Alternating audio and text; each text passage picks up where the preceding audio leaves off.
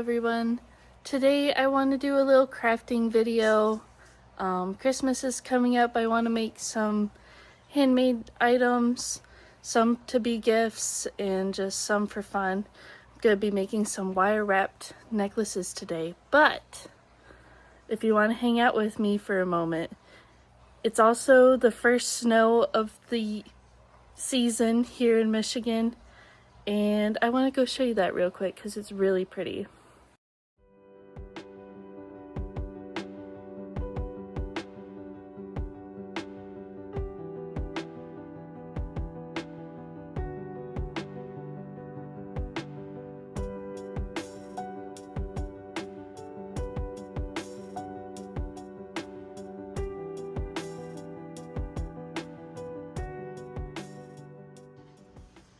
Here's all the stuff I'm going to be using. I have multiple different types of wire I might use, and I'm going to choose one of these pieces to wrap.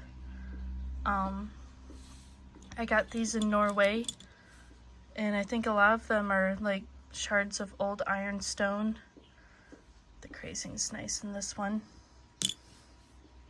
So it's going to be kind of like making a little souvenir of my trip.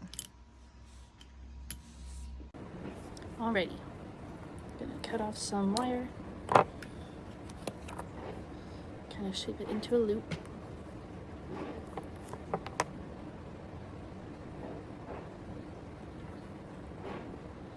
See if it'll fit nicely on your stone or pottery piece. About like that, lined up so it has some room on the sides. Then these wires up top and kind of straighten them back out.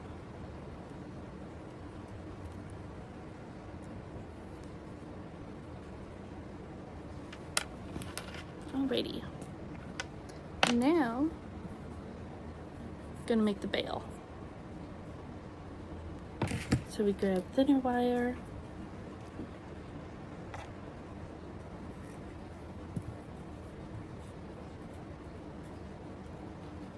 And I just leave it on the spool.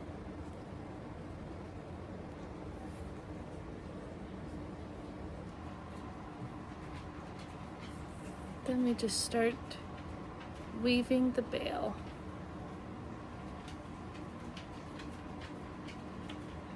Loop around the one side, cross over, push it down, loop on this side. Just keep on going back and forth. There's many different ways to make a bail. This is just one of the easiest ones for me.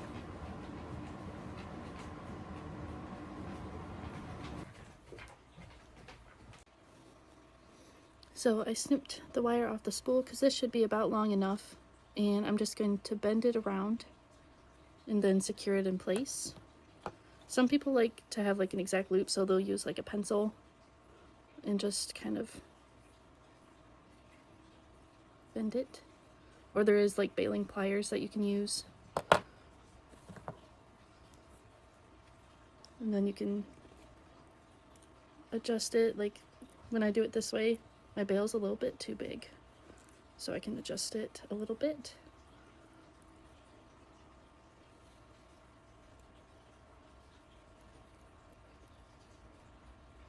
And I'll just bend these wires back, push it together.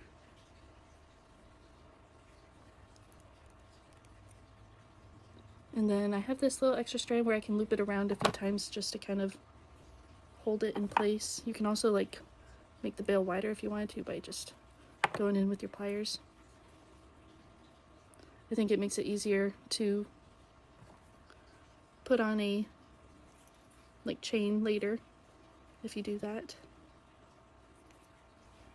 I haven't done it in a while, so I'm a little bit rusty at it, but I wanted to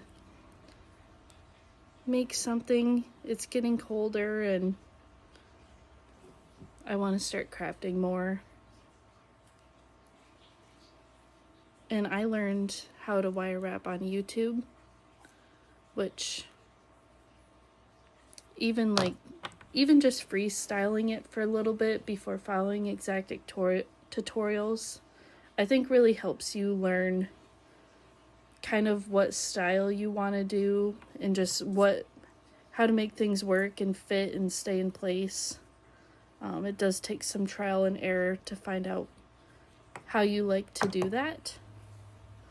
And then like as you advance, it gets a little bit better and easier. But I've definitely found like a few styles that I like to wrap in, that I know how to do, and I know how to make the stone or whatever you're wrapping stay in place. Because with some of the people's tutorials that I've watched, I struggle with that part, and I like to do what works best, because after you spend a lot of time on a project, you want it to work. But it's also just constantly can learn new things. Gonna finish getting this secure before I show you the next part. Get the wires all nice and secure, wrapped around. My bail is a slightly funny shape. There, that's a little better. And see how my stone looks in there.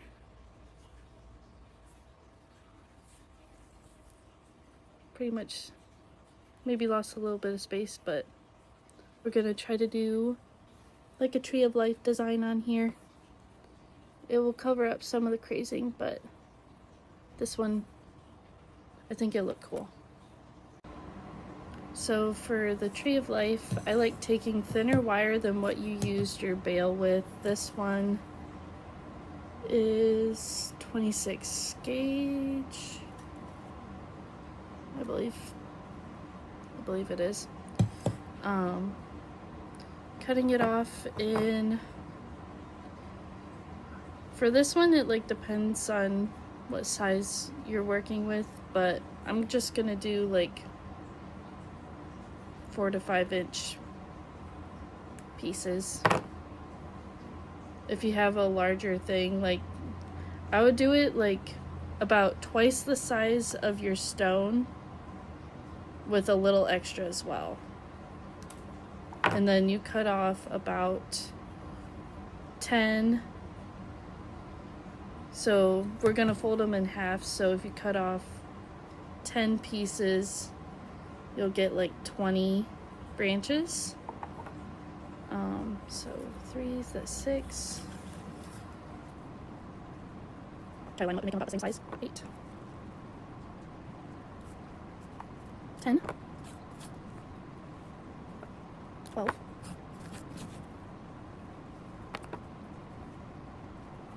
14.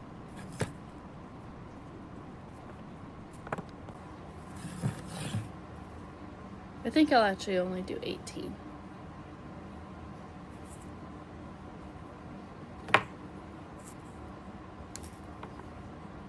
So I have a bunch of wire. Here's the size of it in comparison, but we're going to fold them in half.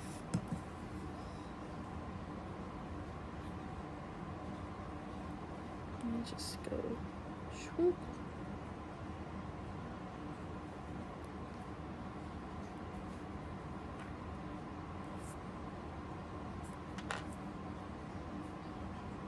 And then we can put them on our thing. And I actually normally like to secure them individually. So I take one of these and I just put it in here, and then I loop it around once. You don't really even have to loop it if you just kind of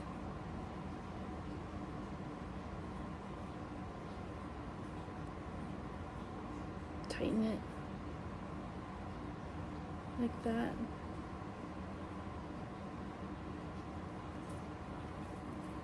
And then add a bunch of them.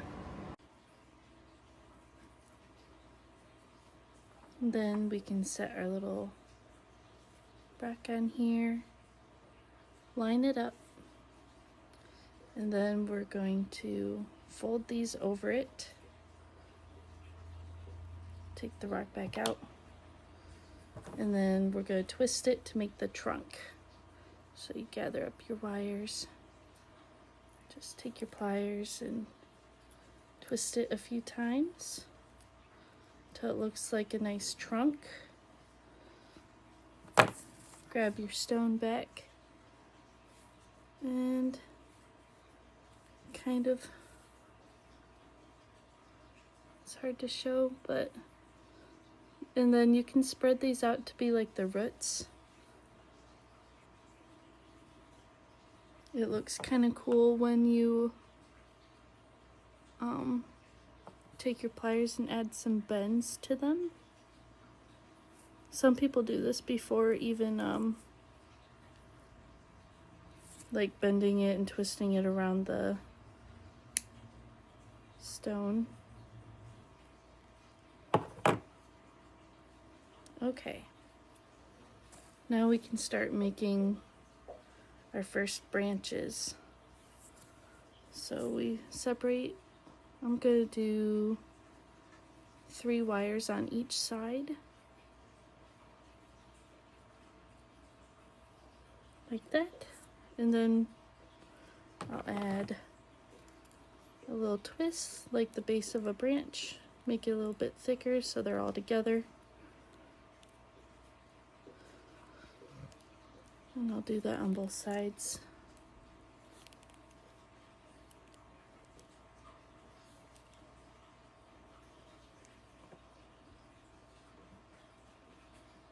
And then move the like littler branches how you want them. And then you can take your pliers and just kind of add jigs and jags to them.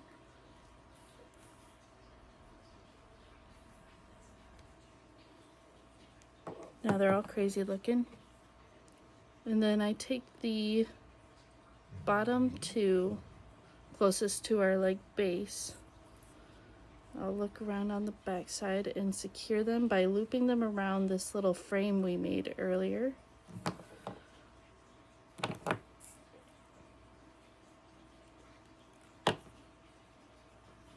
I know it's hard to see,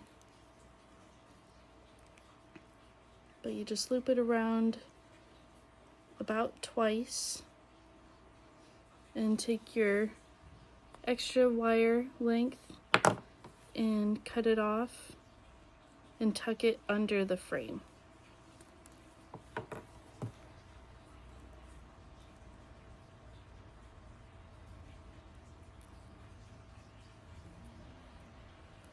And then that's basically all you do all the way up the tree.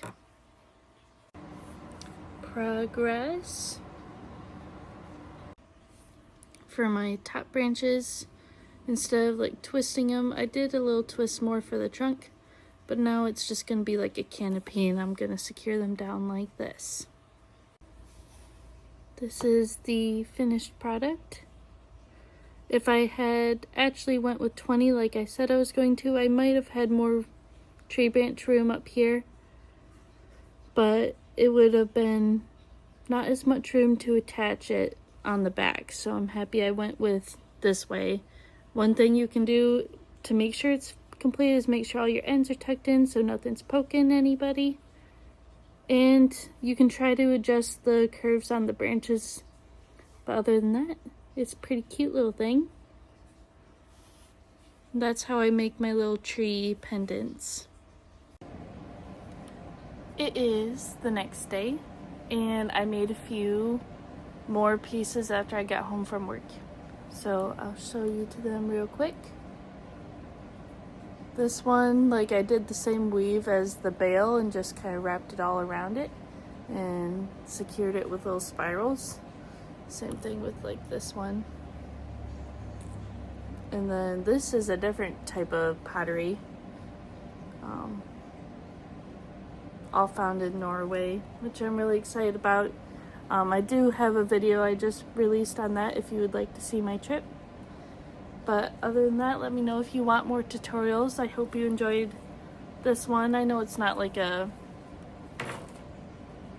official tutorial, but let me know what you liked, what you didn't, and I hope you have a good day. Bye.